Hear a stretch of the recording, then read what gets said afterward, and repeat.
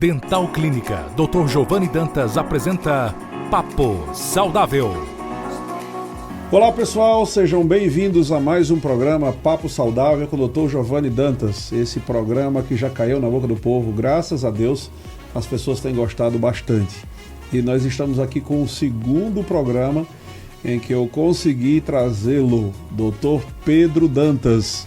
Não posso negar que tem uma atenção especial, é meu sobrinho, né? Faz parte do clã Dantas de Açu, né? Que começou com meu pai, Dr. Zé Dantas, depois veio meu irmão, Dr. Josivan Dantas, o oftalmologista que todos conhecem, que é o proprietário do Hospital de Olhos lá de Mossoró. Os dois filhos dele, Pedro e Bruno Dantas, hoje eu estou com o Pedro aqui. Também temos eu, que sou dentista, que vocês conhecem e me aturam há muito tempo, e também Andréa Dantas, a mão de fada da Dental Clínica, né? Todo mundo... e Pedro não me deixou esquecer ainda a esposa dele, que também é médica, Maria Eduarda, né? Que eu espero trazê-la um dia para cá também. Pessoal, é com muita honra que a gente vai voltar a falar com Pedro.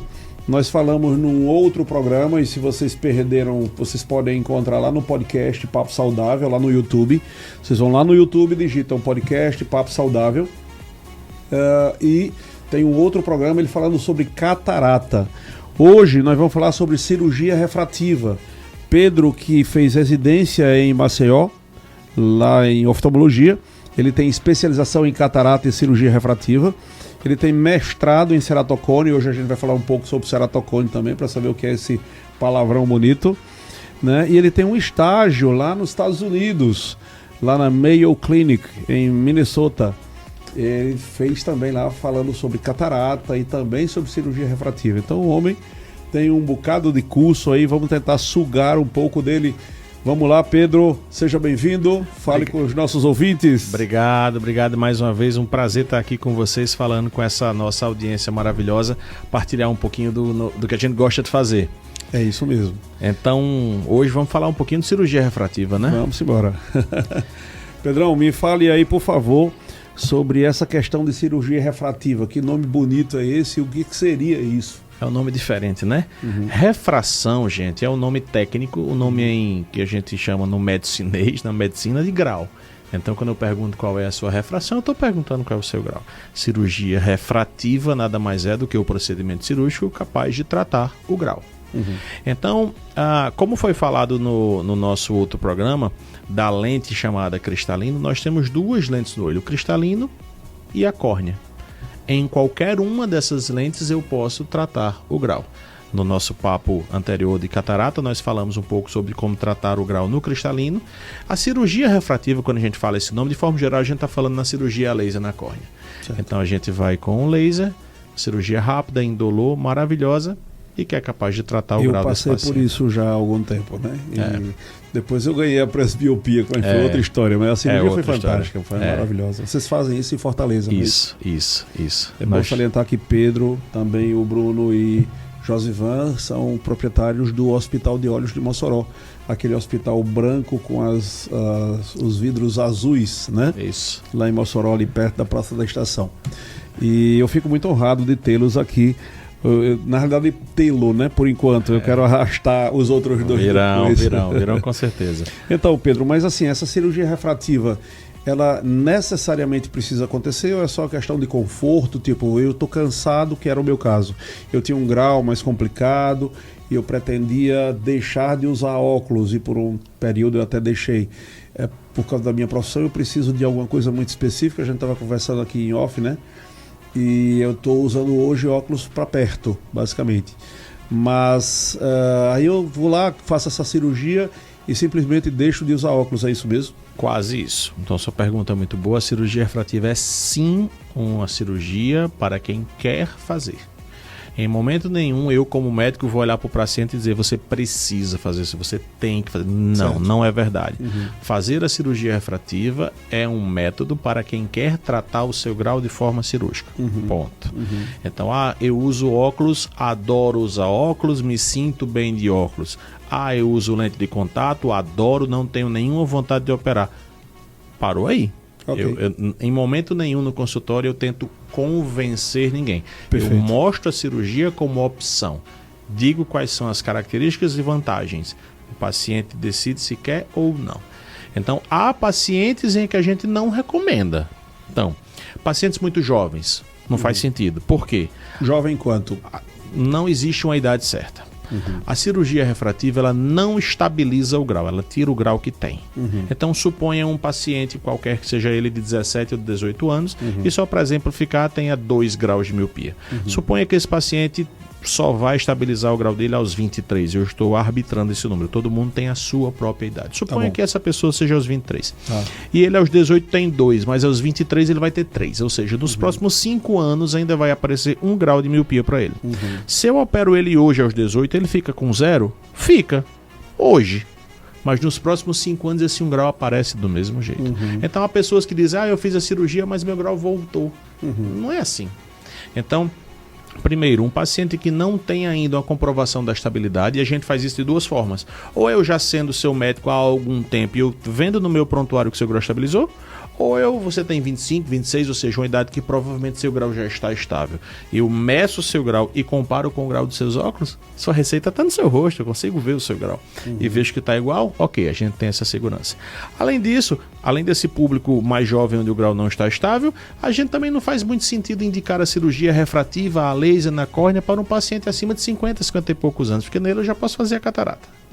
Uma vez que a cirurgia na córnea não exclui a necessidade da catarata no futuro. Entendi. Então, se um paciente chega para mim com 50 e poucos anos, então a presbiopia, que é aquela dificuldade para perto, que a gente conversou no programa passado, Vista cansada. a vista cansada, ela é culpa do cristalino. Então, um paciente de 40, 42, 45 anos que me procura, e eu opero alguns deles, eles precisam saber que eles só vão se livrar do grau de longe. De perto, não. Então, eu lembro muito de um paciente que ele é esportista, ele é ciclista, corredor e tal, ele tinha uma miopia razoável, era dependente de óculos para longe e tinha presbiopia, é dependente de óculos para perto. Ele fez, Pedro, se eu fizer a cirurgia refrativa, pelo menos para andar na minha bicicleta, para correr, eu fico sem óculos? Fica. Para perto, não. Então, entre 40 e 50 já é uma indicação relativa, você tem que explicar muito bem, colocar o paciente com a expectativa muito no cantinho certo. E a partir dos 50, 50 e pouco, quando o paciente chega no meu consultório, doutor Pedro, eu vim aqui que eu sei que você faz a cirurgia do grau, eu não ofereço ele a cirurgia na córnea. Ele vai ser orientado para fazer a cirurgia de catarata. Por falar em córnea, a cirurgia com o laser, ela vai trabalhar, né, aquela córnea e em alguns momentos vai afinar aquela córnea. Excelente. Também. E aí me parece que seria uma boa hora de a gente falar de um tipo de problema que pode acontecer e que a gente pode ajudar a prevenir algumas dessas coisas. Excelente. Que seria o ceratocone. O que é isso? Doutor? Excelente, excelente. Então a gente tem que fazer uma avaliação estrutural da córnea. Então, para mudar, é interessante dizer para a nossa audiência... Só um minutinho, eu quero só dizer para vocês que a córnea é essa parte mais de fora do olho. Se você tocar, se você for coçar e não tiver a pálpebra, a córnea é exatamente essa partezinha que reveste na a imagem parte de aí, fora eu acho que a gente olho. consegue ver. É a parte mais externa, né? Então, é que isso. lubrifica quando a lágrima cai em cima, não é assim? Quando a gente olha para alguém e diz, eu estou vendo brilho nos seus olhos. Você está vendo a córnea. Você está vendo a córnea. Então, a córnea é essa estrutura que fica mais anterior ao olho. E uma coisa que é interessante, se eu pergunto quantos graus tem nos seus óculos, o que eu estou perguntando é qual é a curva da lente. Entendi. Quanto mais curva, mais grau. Ponto. Então a córnea, assim como o olho, que é uma estrutura circular, uma bola, a córnea também tem uma curva. Então, para que eu mude o grau da córnea, eu preciso mudar a sua curva. Para fazer isso, eu afino a córnea. Então, se a córnea é muito pontudinha e eu preciso reduzir essa curvatura, eu tiro o tecido no meio. Se a córnea eu preciso aumentar essa curvatura, eu tiro o tecido nas laterais e por aí vai. De forma que a cirurgia refrativa, eu sempre tiro o tecido, eu sempre afino a córnea. Ou seja, em resumo, o que é que eu preciso ver na cirurgia refrativa?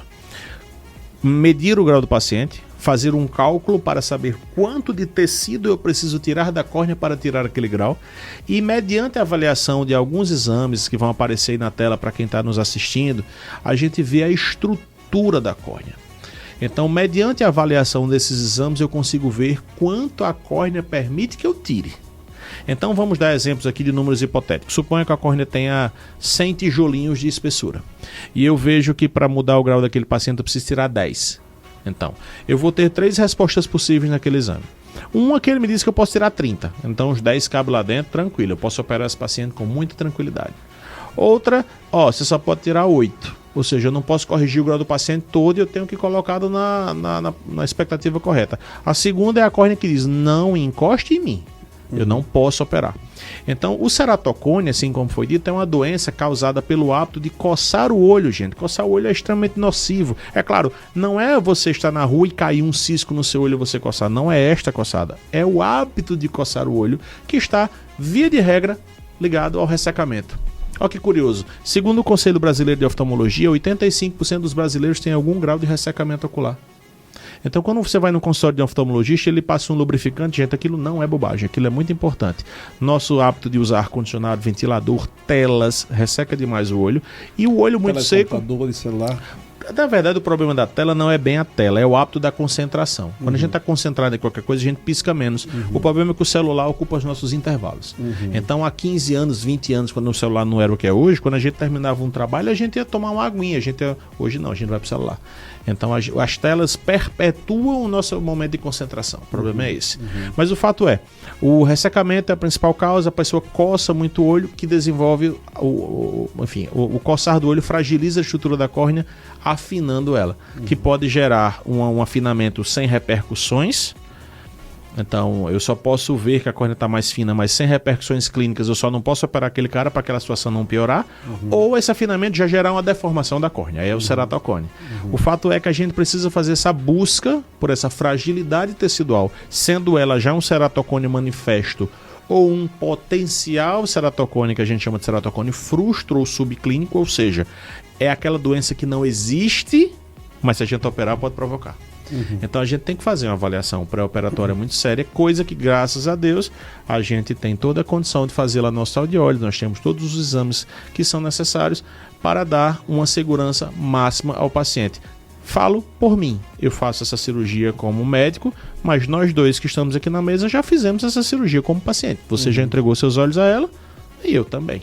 Então é uma cirurgia que, apesar de muito minuciosa, muito técnica, é muito segura. Se você passa pelo pré-operatório correto, é uma cirurgia rápida, é uma cirurgia que não dói absolutamente nada, cuja anestesia é um colírio. Você terminou a cirurgia, levanta, troca de roupa e vai para casa.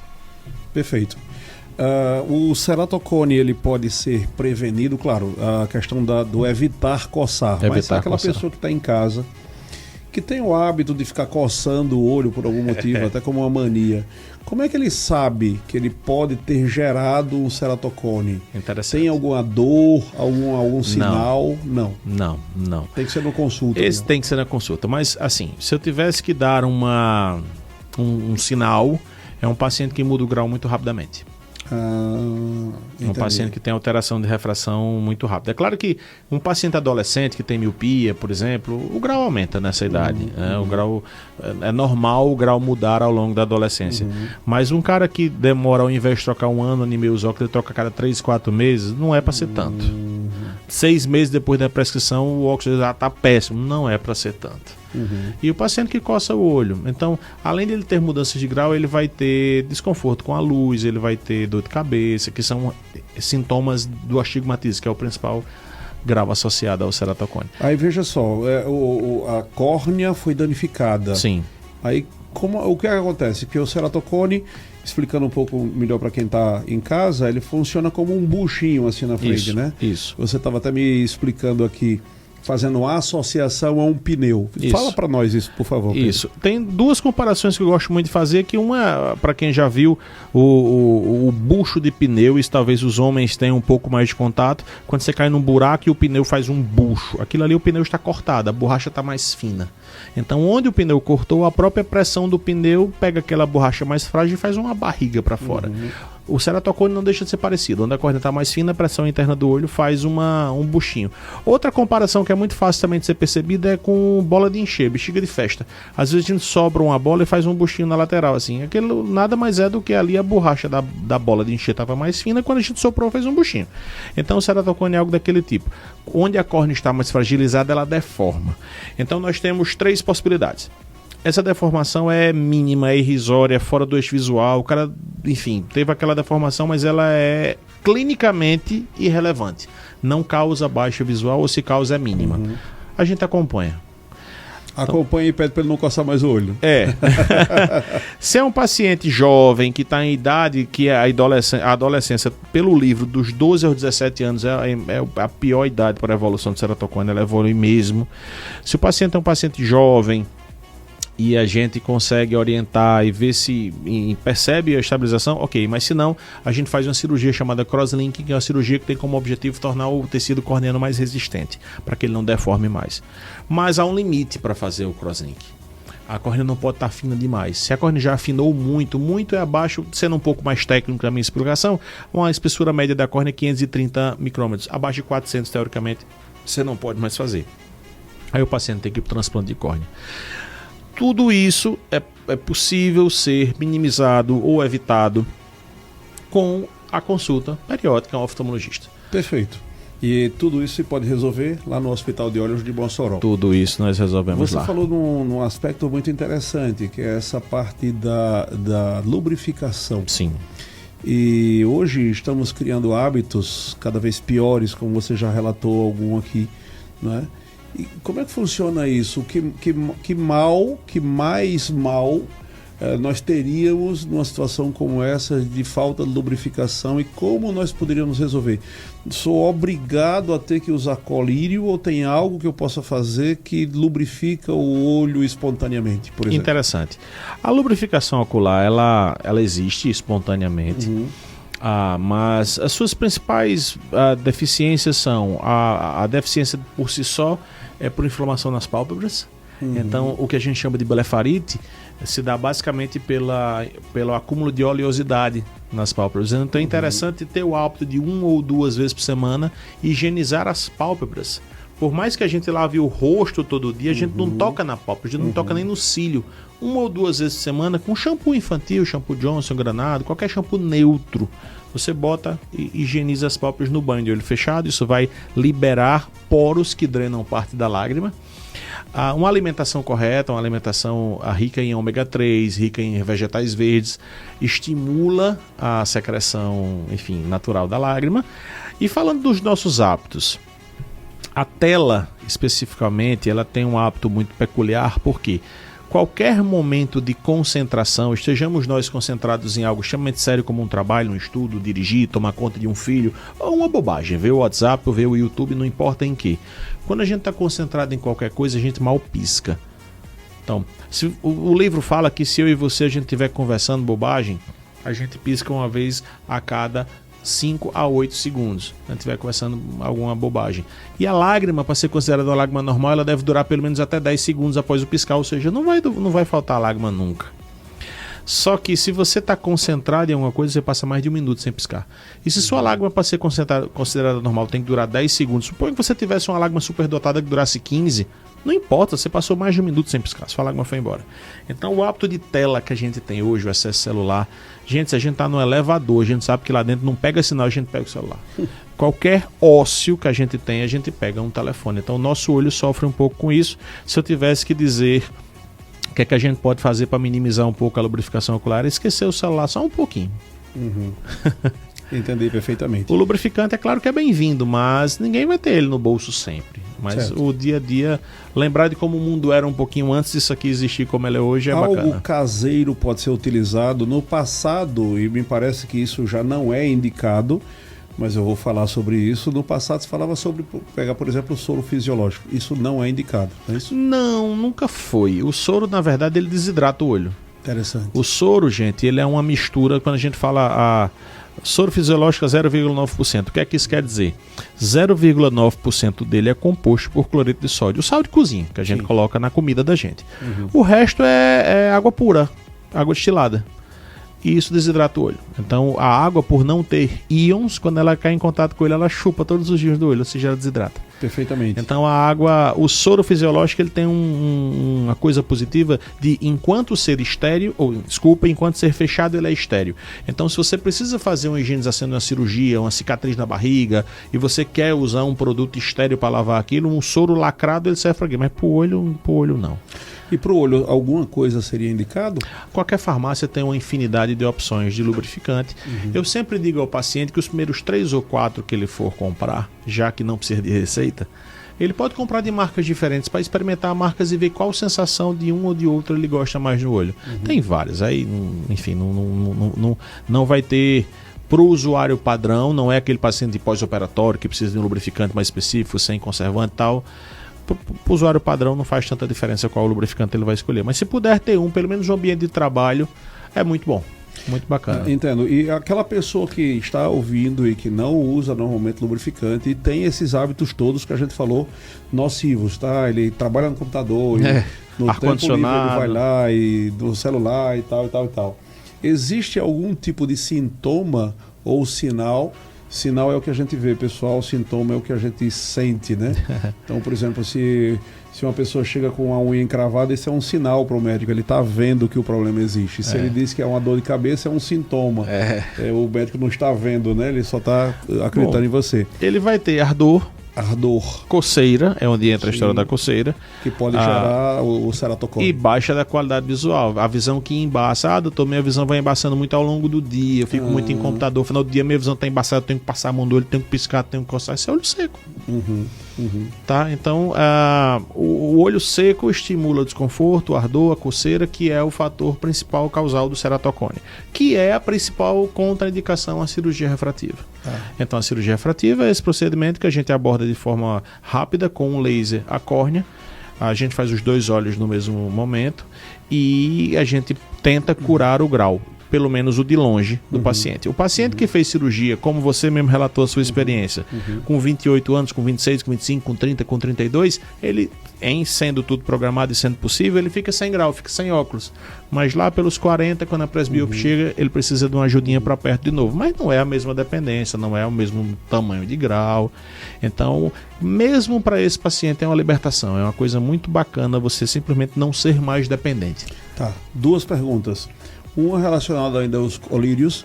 Imagina que aquele nosso amigo que está lá no computador, no ar-condicionado e usando o celular o tempo todo. Ele quer começar a usar um colírio lubrificante. E a gente entendeu que a lágrima, ela vai lubrificar durante 10 segundos, a superdotada 15 segundos. Mas e o colírio? A cada quanto tempo você vai ficar colocando aquele colírio? Legal, vamos lá. Existem, a maior parte dos colírios lubrificantes são colírios lubrificantes com conservante. Se você vai para o livro, os colírios conservantes devem ser usados até 4 vezes por dia, não mais que isso. Tá. Se o paciente percebe que a necessidade dele é além disso, ele tem que ir para lubrificantes sem conservante, que isso é fácil de ver, está escrito na caixa, sem conservante. Então os colírios sem conservantes, eles podem ser usados de forma desmedida. Você pode usar de 5 em 5 minutos, de hora em hora, do jeito que você quiser, vai da necessidade de cada um. Então um paciente pós-operatório de refrativo, por exemplo, nos primeiros dias ele tem que usar colírio lubrificante quase que de hora em hora. Ele tem que usar um colírio sem conservante, não é opcional. Tá. Mas um paciente padrão que percebe que o uso dele é até 2, 3, 4 vezes por dia, qualquer colírio resolve. Ah não, eu uso muito computador, muito ar-condicionado, isso 4 vezes por dia para mim é pouco. Escolha um colírio lubrificante sem conservante. Repito, na caixa está escrito. Mas e se ele não sente absolutamente nada, nenhum sintoma, nem sinal? E aí ele quer usar um colírio só por pura prevenção, porque ele ouviu a gente falando aqui. Sim. Né? Então, assim, a cada quanto tempo ele pingaria aquele colírio sem conservante? Não vai ter esse dado, porque não é como um remédio que dura X horas. Se o paciente está mais em ar-condicionado, está mais em tela, vai durar menos.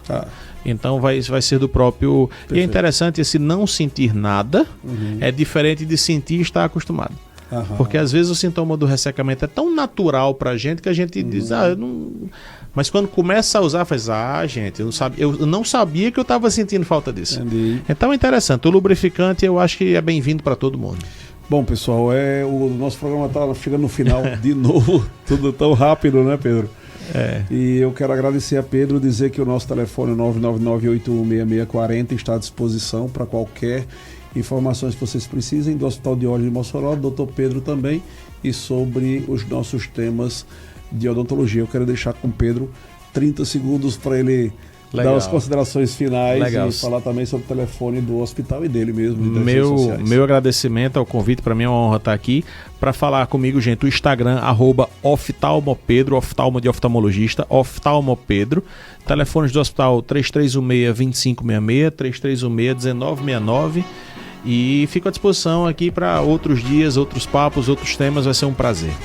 Não tenha dúvidas, vamos voltar sim. Muito obrigado a todos, fiquem com Deus e até a próxima semana.